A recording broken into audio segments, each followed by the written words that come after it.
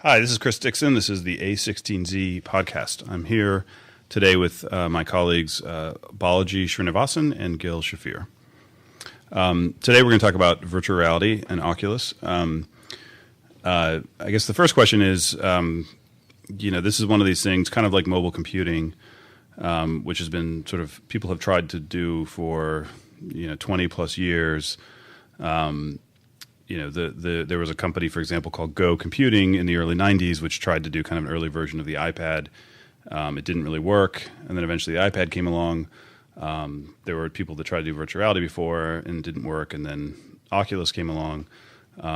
Why is this, what sort of came together to make it happen now? I think with virtual reality, it's something that you can't do a poor job with because you've got a screen close to your face. It's really easy to get motion sick, and really small problems in the experience can really destroy it for users. So there had to be a number of advancements, I think, for it to really work. On the display side, high resolution screens with faster refresh rates, and then a lot of the components that go into cell phones, like the accelerometers and other inertial... and just the speed of graphics chips. Like one of the key ideas with virtual reality, right, is the motion to photon latency. So the move your head, how quickly does the screen get updated? And so every one of those parts in between that there has to be incredibly well optimized. Right, but even without the screen technology, even you could potentially render wireframes fast enough for an interesting experience. But even that would get people sick without kind of fast. Yeah, it's some variant of like the uncanny valley or something where it's like if you graphed it out, like until you get over some threshold, it's a terrible experience because you can get motion sickness. And I think that happened some with the first dev kit because it wasn't quite there. Mm-hmm. But once you kind of hit over that threshold, suddenly it goes from like this kind of gadget into this feeling of presence, which is like you're actually transported to some other place. Yeah, it's a really interesting experience where we mentioned all these things that if they're slightly off can destroy the experience, but yet when all the things like refresh rates and positional tracking work together at that level where they don't cause any problems, it does become a really magical experience. Yeah. It's not an uncommon kind of phenomenon in technology. Like people talked about a convergence device 10 years before you had the iPhone, and Second Life, we'll probably have Third Life or Second Life 2.0 or something like that now. So I think another iteration on the things that have happened like 5-10 years later is pretty frequent. Yeah. It seems that pretty much everything talked about in science fiction eventually happens. It's just a question of when. Yeah. So in 5 years, I think we're all believers this is going to be a pervasive, widespread technology. A lot of people think of it as just being about gaming. I don't think we think that at all. What are some of the things that you think people are using VR for? So one application I'm pretty interested in is telepresence. If you imagine in maybe 3-5 years, they've already got sort of demo units like this, set up. But you've got Oculus on your head, and you've got something like the thalamic myosensitive armbands on your wrists, so that you can, or your forearms, so it can detect your forearm position. You've got a 3D treadmill underneath you. Maybe you've got also an array of Kinects in front of you to detect facial expressions and body motions and so on and so forth. You now have a very sensitive apparatus to determine your body's conformation. And now you can use that to, for example, control, say, one of these Google robots, these humanoid robots, which they've recently acquired on the other side of the world. And you can move it around and you can send telemetry back. And so you can tour the pyramids for free, right? You just boom, SSH into this remote robot and walk it around and you can do tours. And so I think that's going to be a very interesting kind of application. You can also, the other interesting thing is, and people are talking about this with virtual reality, is you can pre-record the tour, have the three-dimensional, so you go to the Taj Mahal, you have the whole thing perfectly then rendered in virtual reality, and then there's no reason to have to do it synchronously. You can do it asynchronously. You can just go and anytime you want, do VR tourism. That's right. I think that'll actually be a big app. Yeah, and in this case, like the kind of app that I was thinking of, it would so you could do it synchronously, which I'd call like remote reality, and then you could do it asynchronously, which would be like an experiential or like virtual reality thing. And it's almost like dual to like a Google Glass 2.0, where Oculus would play it back, and then a Google Glass 2.0 might record it. Another thing related to that are sporting and musical events. So whatever your favorite band is playing, your favorite sports team.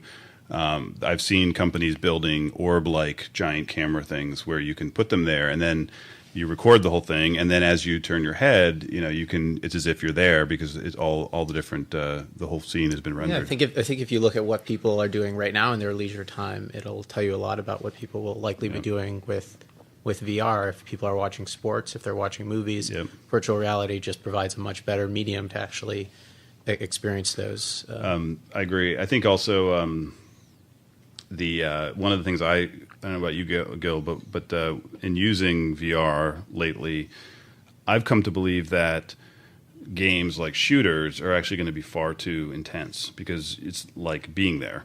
So imagine you're actually there and you feel like, whoa, that guy's shooting at me.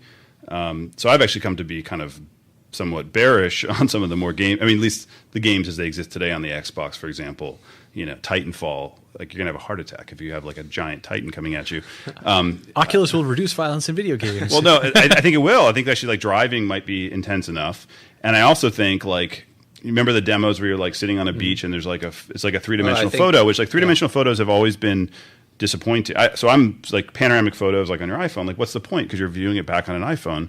3D TVs are a gimmick and they don't really work. In this case, when you've actually recorded the true 3D and you're seeing in true 3D, going and sitting on a beach in Italy or something for half an hour after I get home from work and like you want to like I got home from work, I had a long day, I'm gonna have a beer and I'm gonna sit on the beach in Italy. Like that's kind of a good experience as opposed to running around shooting people. Yeah, I think they're just so amazingly compelling experiences that certainly things like relaxation or meditation are actually very interesting non-game use cases. I also remember one other thing I'll mention about the experiences is like I don't think no one has ever experienced true digital 3D. I've now concluded until VR because 3D movies, you're watching the movie and it's like regular stuff and then suddenly like the thing comes at you and it's like a gimmick, right? Like I hate 3D movies.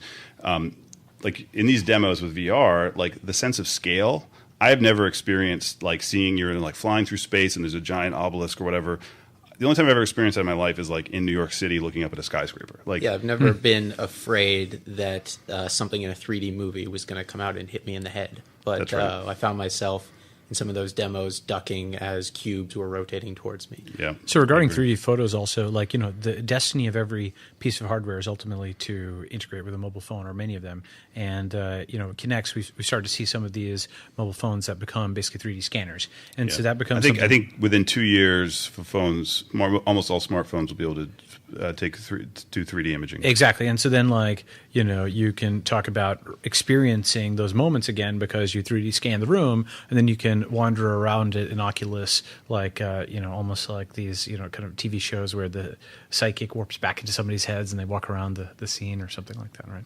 I think we're also I think about do you ever see that famous photo where I think it was like in whatever 1905 or whenever the first films were 15 or whatever the first films were coming out, and there's that photo where the train's coming at people. The Lumiere brothers. Yeah, exactly. And and everyone's like ducking because no one had seen this. No one had ever seen a train coming at you before, right? And didn't know how to react. And now, of course, we understand the language of there's a language now for filmmaking and there's a language for watching films. And the interesting thing with VR is we haven't yet discovered those languages, right? And so people are going to realize, you can't do shooting and running or this, but you can do this, and what works and what doesn't. I think it's going to be, I think it's going to be a really exciting time to be either whatever you're going to call it, a VR maker, which is maybe game developers or probably filmmakers. It's actually very fitting that Oculus is in LA. It's this is a new film medium. There's going to be a really interesting period though where people are sort of constructing that language. Which took you decades in the case of film. Yeah, and that's interesting actually because even almost a passive game where you'd sort of be walked around within the game without being too interactive could be kind of interesting because that'd be like a film and you could have a continuum between that versus a very highly interactive game, just like the experience of being in 3D. So that might be one of the first things that's done. It's going to be those performance art plays they have in New York where you're you get to walk around the play as they're doing it or something. Exactly. That's how movies are going to be. You just you're in the scene and where were you when that happened? I was actually right by the guy who's right. You can watch the movie over and over again from different positions and learn all the intricate details of what's going on in a scenario. So let's talk about business use cases for VR, training for sure. I mean any. For surgery, for example, if you're a mechanic, any kind of training firefighters or firefighters, cops or whatever. Yeah. I think any kind of training environment, especially one that has some degree of risk, like construction, for example, right? You can even simulate, here's what would happen, and this would be bad, like if this girder falls on you, and here's a good thing. And in fact, this is actually related to some neuroscientific theories about how consciousness evolved, right? Like imagine you're a hunter-gatherer and you're running through the jungle and there's a saber-toothed tiger that's chasing you, right? Having some awareness of yourself, whether you're large or small, will tell you whether or not you can duck under that piece of lumber in front that's fallen or not, right? So there's some reason to have a model of yourself in your head because you can simulate whether you die going this route or not. And so kind of in the same way, Oculus as a training device can let us die 1,000 times in virtual reality so that we don't die in real life. So I think it can de-risk situations. So that's kind of interesting. I also think, why do you still travel in business? Like for the most part, it involves before people exchange large sums of money, like for sales or investment, they like to look the other person in the eye and have an emotional connection, right? That's a large proportion of business travel is around that emotional connection that goes with deal making. And I think with this, I also think even without VR, with super high res, modern video conferencing where you can make eye contact and things, but I think also VR enhances it. You can basically replace business travel. Yeah, and so I think the key technical thing for that is going to be recording with very high resolution the eyes and kind of emotions around the face and so on and so forth. So you'd need like 2-directional cameras and stuff. Well, yeah, because also if you're wearing goggles, the form factor is going to get dramatically different. They'll probably end up looking like regular glasses at some point. Oh, soon. Interesting. Okay. Yeah, I mean, just like all like the same way. All the cost and performance and form factor curves of all hardware technology. They'll eventually shrink. Yeah, even the Kinect is getting into mobile phone form factor. But yeah, once you can record the faces conformations and then transmit that, then yes, then it does replace business meetings. It replaces, in fact, all kinds of meetings. I mean, I had a Twitter post the other day where basically, or a tweet, where I kind of was talking about, I think people do not appreciate the scale of online crowds, right? Like what is 100,000 people? 100,000 people is Michigan Stadium packed, right? It's an enormous number of people. So, when you say like a blog post has had 100,000 views, the people who are watching that also don't really have a sense of it. They see a counter, but they don't get a sense of the scale. And so I think a very interesting application is also going to be for Oculus, like any large Reddit thread or something like that. You'll have new kinds of online fora, which give you the sense of what a popular event it is, right? You can be in a massive stadium and actually see all these other people. And you can even combine some of the offline and online. Imagine kind of having that visual of seeing the stadium, but then you also have like a search box and you can type in your interests and then you're teleported within the stadium to people who are kind of like you nearby. And then you can kind of talk to them or whatever. You see chat bubbles appear over their heads. So you can imagine, you'll have to iterate on the experiences there, but I think like stadium or like forum type applications that use Oculus will also be very interesting.